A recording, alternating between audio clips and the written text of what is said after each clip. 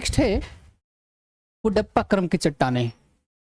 कुडप्पा क्रम की चट्टानें आर्कियन क्रम के बाद धारावाड़ चट्टानें बनी, धारावाड़ के बाद कुडप्पा क्रम की चट्टानें। यानी कुडप्पा क्रम की चट्टानें किनसे मिलकर बनी है? आर्कियन के टूटने फूटने से अथवा धारावाड़ के टूटने फूटने से। तो ये धारावाड़ क्रम की चट्टानों के निक्षेपण अपर्दन और निक्षेपण से बनी है। आर्कियन क्रम के टूटने फूटने से बनी है अथवा धारावाड़ क्रम की चट्टानों से निक्षेपण से बनी हुई है कुडप्पा चट्टानें। तो क्योंकि धारावाड़ चट्टानें भी आर्कियन के टूटने फूटने से ही बनी है, तो इसके टूटने से ये बनी, इसके टूटने से ये बनी, धारावाड़ क्रम की चट्टानों के निक्षेपण से। ये परतदार चट्टानें हैं। मैंने बताया जब टूटने फूटने से बनेगी तो लेयर बाय लेयर बनेगी, क्योंकि एक ही बार में कोई चीज टूटता नहीं है, तो धीरे धीरे टूटता है, धीरे धीरे इकट्ठा धीरे धीरे चट्टान बनती है, तो लेयर बाय लेयर परत दर परत बनेगी। तो ये भी परतदार चट्टानें हैं। इसमें जीवांशों का अभाव होता है, जीवांशों का अभाव होता है। हमने देखा कि आर्कियन और धारावाड़ क्रम की चट्टानों में भी जीवांशों का अभाव होता है, क्योंकि ये आद्य महाकल्प से संबंधित चट्टानें हैं और उस समय जीवों की उत्पत्ति हुई ही नहीं थी। लेकिन कुडप्पा क्रम की चट्टानें आद्य महाकल्प से संबंधित तो नहीं है। जिस महाकल्प से संबंधित है उसमें जीवों की उत्पत्ति हो गई थी, उषा महाकल्प से संबंधित है कुडप्पा क्रम की चट्टानें, उषा महाकल्प से, तो उस समय तो जीवों की उत्पत्ति हो गई थी, हो रही थी जीवों की उत्पत्ति। लेकिन जीवों की उत्पत्ति अच्छे ढंग से हुई नहीं थी, थोड़ा थोड़ा हुई थी, कहीं छिटपुट कहीं कहीं जीव पाए जाते थे, छोटी छोटी रीढ़ विहीन जीव, छोटी पानी में रहने वाले बिल्कुल छोटे छोटे बिना रीढ़ वाले जीव पाए जाते थे। तो कहीं कहीं जीव मिलेंगे तो उतने क्या पता चलेगा, ऊंट के मुंह में जीरा भी नहीं हो पाएगा, उतने जीव तो ऊंट के मुंह में जीरा का भी स्वाद नहीं पाएगा। तो इसलिए इसमें जीवांश या जीवाश्म का अभाव है, जीवांश को जीवाश्म कहा जाता है। तो जीवांश अथवा जीवाश्म का अभाव इसमें मिलता है।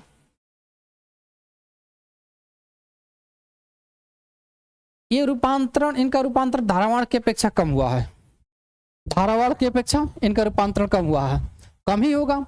आर्कियन क्रम के रूपांतरण से धारावाड़ चट्टानें बनी है, और धारावाड़ चट्टानें आर्कियन के बाद सबसे पुरानी है, सबसे पुरानी तो आर्कियन है, उसके बाद धारावाड़ है। तो यानी कि कुडप्पा से पुरानी धारावाड़ है, तो इनका निक्षेपण भी अधिक होगा, तो इनका निक्षेपण अधिक होगा, यानी कुडप्पा का निक्षेपण कम होगा। तो यही बता रहा है कि रूपांतरण धारावाड़ की अपेक्षा कम हुआ है। ये आंध्र प्रदेश का एक जिला है कुडप्पा जिला, आंध्र प्रदेश में ही एक जिला है कुडप्पा जिला, और वहां अधिक पाई जाती है, इसलिए इनके नाम पर ही कुडप्पा क्रम के चट्टानें इन्हें कहा जाता है। जैसे आंध्र प्रदेश में धारावाड़ भी था, तो धारावाड़ के नाम पर धारावाड़ चट्टानें कहा जाती है, इसी प्रकार से ये भी कुडप्पा के नाम पर कुडप्पा चट्टानें कहा जाते हैं। अन्य मध्य प्रदेश, राजस्थान, तमिलनाडु और कर्नाटका में इन क्षेत्रों में पाई जाती है। कृष्णा श्रेणी में, अन्नामलाई श्रेणी और पापधानी श्रेणी में, ये सब क्षेत्रों में आप देख रहे हैं ये कुडप्पा क्रम की चट्टानें पाई जा रही हैं। आप यहां से देख सकते हैं कुडप्पा क्रम की चट्टानों से ही पूर्वी घाट का निर्माण हुआ है। पूर्वी घाट का निर्माण कुडप्पा क्रम की चट्टानों से ही हुआ है। हालांकि पूर्वी घाट बहुत छोटी छोटी पहाड़ियां पूर्वी घाट में पाई जाती हैं, लेकिन जो भी है उनका निर्माण कुडप्पा क्रम की चट्टानों से हुआ है। आप ये देख रहे हैं ये पूर्वी घाट में स्थित है, पश्चिमी घाट में ये चट्टानें कम मिलती हैं। बलुआ पत्थर, चूना पत्थर, संगमरमर और हीरा और सोना, जितने भी भवन निर्माण सामग्री के हैं, जैसे बलुआ पत्थर वो पटिया जिसे कहते हैं आप, जिससे छत बनता है गाटर लगाकर, चूना पत्थर, संगमरमर आप जानते हैं, एस्बेस्टॉस, हीरा और सोना को जानते हैं। तो ऐसे जो लेयर बार लेयर, आप बलुआ पत्थर को देखेंगे पटिया को, उसको तोड़ेंगे तो उसमें बहुत सारे परतें मिलेगी, कई लेयर से बना होगा। तो ये क्योंकि ये परतजात चट्टानें हैं इसलिए लेयरों से मिलेंगी। तो ये सब भवन निर्माण सामग्री वाले वस्तुएं इसमें मिलती हैं। इसमें हीरा और सोना भी मिलता है, हीरा और सोना, क्योंकि हीरा कार्बन का ही अपर रूप है, और कार्बन का अपर रूप अगर हीरा है और हीरा इसमें मिल रहा है तो सीधा सा अर्थ है इसमें जीवाश्म मिलेंगे, इसमें जीवाश्म मिलेंगे। लेकिन यहां तो बोल रहा है कि जीवाश्म नहीं मिलते हैं। ये उषा महाकल्प से संबंधित है, अभी जीवों की उत्पत्ति हो तो गई थी, लेकिन कई बहुत छोटे कम जीव मिलते थे, तो इससे इसलिए जीवाश्म नहीं मिलते हैं। तो फिर हीरा कहाँ से पाया जाता है? जब जीवाश्म नहीं मिलता है तो हीरा कहाँ से मिलता है? क्योंकि हीरा के लिए तो हीरा कार्बन का स्वरूप है, और कार्बन के लिए जीवांश चाहिए तभी कार्बन बनेगा। तो हीरा कहीं कहीं मिलता है, हर जगह नहीं मिलता है। तो इसलिए इसमें थोड़ा सा मतभेद भी है कि इसमें जीवाश्म पाए जाते हैं कि नहीं पाए जाते हैं, लेकिन आप याद करें नहीं पाए जाते हैं। हालांकि इस समय जीवों की उत्पत्ति हो गई थी, जीवों का उद्भव हो चुका था, ऐसी बात नहीं है, लेकिन फिर भी नहीं पाए जाते हैं, कहीं कहीं पाए जाते हैं। इसीलिए हीरा का प्रमाण मिलता है। नेक्स्ट है विंध्यन क्रम की चट्टानें। विंध्यन क्रम की चट्टानें, इनका नामकरण विंध्यन पर्वत से हुआ है। यहाँ विंध्याचल पर्वत है यहाँ पर, और इसी के आधार पर इनका नामकरण हुआ है विंध्यन पर्वत। ये गंगा मैदान और दक्कन पठार के बीच विभाजक का कार्य करती है। इधर गंगा मैदान है, इधर सब इस गंगा और उसकी सहायक नदियां हैं, तो इधर गंगा मैदान है और इधर दक्कन पठार है, ये वाला पठार दक्कन पठार है। तो गंगा मैदान और दक्कन पठार के बीच ये ऊंचा है, ये पर्वत है। कौन सा पर्वत? विंध्यन पर्वत। और यही विभाजक का कार्य करता है, जो ऊंचा होता है विभाजक कार्य करता है। और ये विंध्यन क्रम, इन विंध्यन पर्वत के नाम पर इनका नाम विंध्यन क्रम रख दिया गया है। चित्तौड़गढ़ से सासाराम तक विस्तृत है। ये राजस्थान के चित्तौड़गढ़ से मध्य प्रदेश होते हुए यहाँ इसे छत्तीसगढ़ को तोड़ते हुए काटते हुए ये बिहार तक पहुंचता है। बिहार का इस डिस्ट्रिक्ट है सासाराम, वहां तक। इसके अंतर्गत भादर श्रेणी, बिजवार श्रेणी और कैमूर श्रेणी आते हैं। भादर श्रेणी, बिजवार श्रेणी और कैमूर श्रेणी इसी में है, मध्य प्रदेश के क्षेत्रों में इन विंध्याचल श्रेणी में आते हैं। जब पर्वत पठार को पढ़ेंगे उस समय देखेंगे इसको। परतदार चट्टानें, परतदार लेयर बाय लेयर, हमने बताया कि जो भी चट्टानें निक्षेपण से बनेगी, आग्नेय चट्टान की निक्षेपण से वो लेयर बाय लेयर बनेगी, तो ये भी लेयर बाय लेयर बनती हैं, परतदार चट्टानें हैं। इनका निर्माण जल निक्षेपों के द्वारा हुआ है, जल निक्षेप और वायु निक्षेप इत्यादि के द्वारा ही होगा। तो इनका इनका निर्माण जल निक्षेपों के द्वारा हुआ है, क्योंकि ये ऊंचाई पर स्थित है। चूना पत्थर, बलुआ पत्थर, चिकनी मिट्टी, काबर क्ले, जो भी भवन निर्माण सामग्री के चट्टानें हैं ये इसमें भी पाई जाती हैं। भवन निर्माण सामग्री वाले ये कुडप्पा क्रम में भी पाई जाते हैं, और भवन निर्माण सामग्री वाले इसमें विंध्यन क्रम में भी पाए जाते हैं, दोनों पाए जाते हैं। पन्ना और गोलकुंडा के प्रसिद्ध हीरा के खाने,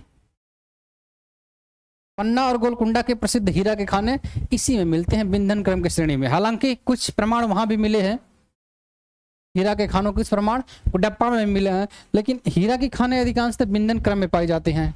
अधिकांश चट्टानें जीवाश्म विहीन है। हालांकि इस समय जीवों की उत्पत्ति हो चुकी थी, लेकिन नया नया उत्पत्ति हुई थी, तो जीव उतने थे नहीं पृथ्वी पर, तो अधिकांश चट्टानें जीवाश्म विहीन है, जीवाश्म कम पाए जाते हैं। ऐसा नहीं कि नहीं पाए जाते हैं, पाए जाते हैं लेकिन कम पाए जाते हैं। कैमूर की चट्टानों में कार्बनिक पदार्थों के उपस्थिति के वनस्पतिक जीवों के संकेत मिले हैं, क्योंकि मैंने बताया कि कार्बन का निर्माण तभी होगा जब इसे वनस्पतिक या जैविक किसी प्रकार का जीवांश मिलेगा। नेक्स्ट है गोंडवाना क्रम की चट्टानें।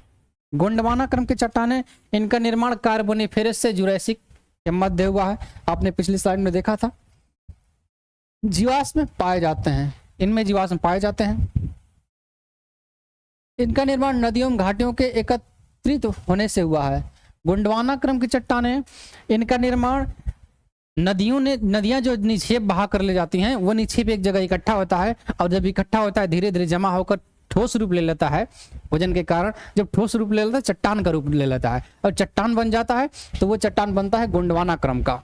और उन चट्टानों, क्योंकि नदी घाटी के क्षेत्र में बहती है, नदियों की गाद के द्वारा बनता है वो, तो नदियां बहुत दूर से आती हैं, तो अपने साथ बहुत सारी चीजों को बहा ले जाती हैं, मिट्टी से पत्थर इत्यादि को बहा ले जाती हैं, और उसी में जीवाश्म जीव के अंश जो होते हैं, दबे होते हैं पृथ्वी में, नदियों के साथ बह जाते हैं।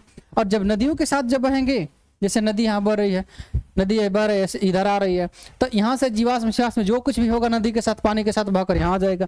यहाँ मलबा इकट्ठा हो गया, नदियों का निक्षेपण एकत्रित हो गया, धीरे धीरे एकत्रित होकर चट्टान का रूप लेने लगा, तो इसमें क्या हो गया, जीवाश्म तब दब जाएंगे।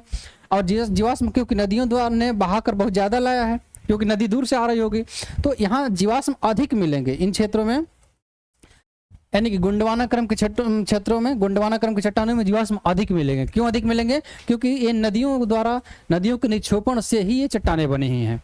और नदियों के निक्षेपण से बनी है तो नदी दूर से जीवाश्म लेकर आई होगी, बहुत सारी चीज़ लेकर आई होगी।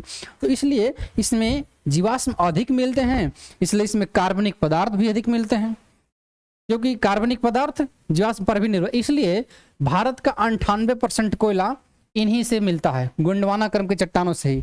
और यही कारण है कि गोंडवाना क्रम की चट्टानें नदी घाटी के क्षेत्रों में ही मिलती है। क्यों? क्योंकि वो बनाया ही इसे नदियों ने है, तो नदी घाटी के क्षेत्रों में ही मिलेंगे। इसमें कोयला, बालुका पत्थर, चीका मिट्टी, लिग्नाइट इत्यादि पाए जाते हैं।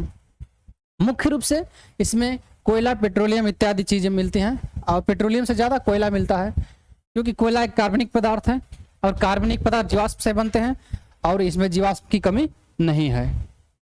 इनका विस्तार दामोदर घाटी, महानदी घाटी, राजमहल, सतपुड़ा, महादेव पहाड़ी, दार्जिलिंग, असम और सिक्किम, इन क्षेत्रों में है। मैंने बताया ज्यादा इनका निर्माण घाटियों में होता है, तो दामोदर घाटी, महानदी घाटी, राजमहल के घाटी में, सतपुड़ा पर्वत पर, सतपुड़ा, महादेव, दार्जिलिंग में, वेस्ट बंगाल में है, ये सिक्किम और असम, इन क्षेत्रों में गोंडवाना क्रम की चट्टानें ही पाई जाती हैं। नेक्स्ट है, आप यहाँ पे गोंडवाना क्रम की चट्टानों को देख सकते हैं कहाँ कहाँ है। ये सिक्किम, ये झारखंड और वेस्ट बंगाल का क्षेत्र, ये छत्तीसगढ़ का क्षेत्र, छत्तीसगढ़, मध्य प्रदेश, उड़ीसा का क्षेत्र, ये आंध्रा, तेलंगाना और महाराष्ट्र का क्षेत्र।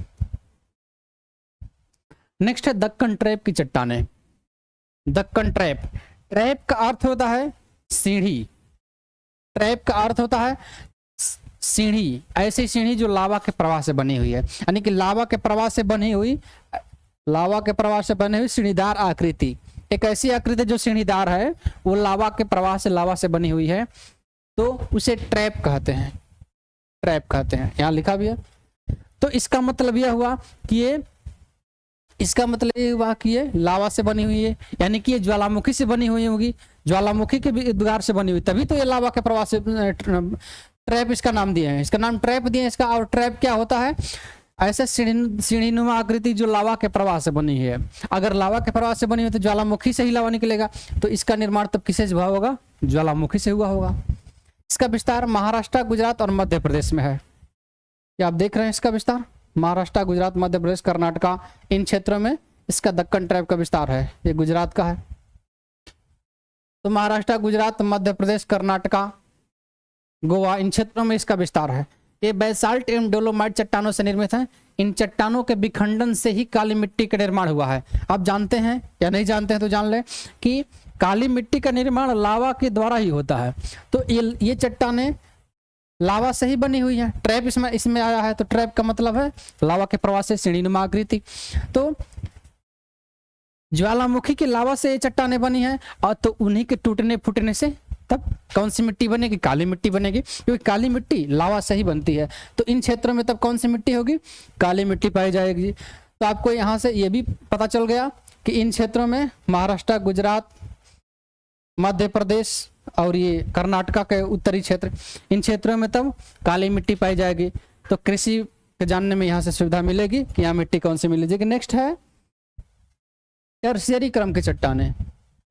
टर्शियरी क्रम की चट्टानें, इनका निर्माण इयोसीन युग से प्लायोसीन युग के मध्य हुआ है। मैंने पीछे बताया, यह मुख्यतः हिमालयी क्षेत्र में पाई जाती हैं। आप देख रहे हैं ये हिमालयी क्षेत्र में इन चट्टानों का, ये पूर्वांचल श्रेणी है, ये भी हिमालयी क्षेत्र है, हिमालय का ही इस पूर्वांचल श्रेणी है। आगे हम लोग पढ़ेंगे पर्वतों के साथ। तो हिमालयी क्षेत्र में इनका निर्माण मुख्य रूप से मिलता है। इसमें पेट्रोलियम पदार्थ पाए जाते हैं, क्योंकि हिमालयी क्षेत्र में जब मिलेंगे तो हिमालय पर तो वनस्पतियों की कमी नहीं है ना। तो हिमालय पर जब वनस्पतियों की कमी नहीं है तो उसमें वनस्पतियां दबेगी, यानी कार्बनिक पदार्थ अधिकांश मिलेगा। जीवाश्म मिलेंगे, जीवांश मिलेंगे, और जीवाश्म मिलेंगे तो कार्बनिक पदार्थ मिलेगा, और जब कार्बनिक पदार्थ मिलेगा तो फिर क्या होगा? पेट्रोलियम पदार्थ पाए जाएंगे। कश्मीर से कुमायूं तक क्षेत्र तक इसके विस्तार को लीलांग क्रम कहा जाता है। कश्मीर से कुमायूं तक, यहाँ से इसका विस्तार इतना, इसको लीलांग क्रम कहा जाता है, याद कर लें। नेक्स्ट आपका है क्वार्टरनरी क्रम की चट्टानें। इसका निर्माण प्लीस्टोसीन एवं होलोसीन युग के बीच हुआ है। क्वार्टरनरी क्रम, इसका विस्तार झेलम, सतलुज, गंगा, ब्रह्मपुत्र, नर्मदा, ताप्ती, महानदी, गोदावरी, कृष्णा, कावेरी नदियों के ऊपरी घाटी में हुआ है। क्वार्टरनरी क्रम की चट्टानों का निर्माण, जैसे गोंडवाना क्रम की चट्टानों का निर्माण नदी घाटियों के निचले क्षेत्र में होता है। उसी प्रकार से क्वार्टरनरी क्रम की चट्टानों का निर्माण नदी घाटियों के ऊपरी क्षेत्र में होता है। तो इसमें जीवांश मिलते हैं ऐसी बात नहीं है, लेकिन इसमें मात्रा कम होती है क्योंकि ऊपरी क्षेत्र में होता है, तो जीवांश नदियों द्वारा निचले क्षेत्रों में बहा दिए जाते हैं।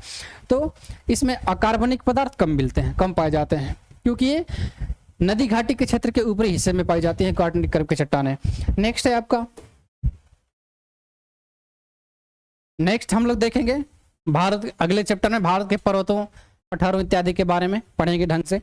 तो अभी के लिए इतना ही। चैनल को सब्सक्राइब कर लें, शेयर करें, वीडियो को लाइक कर दें। धन्यवाद।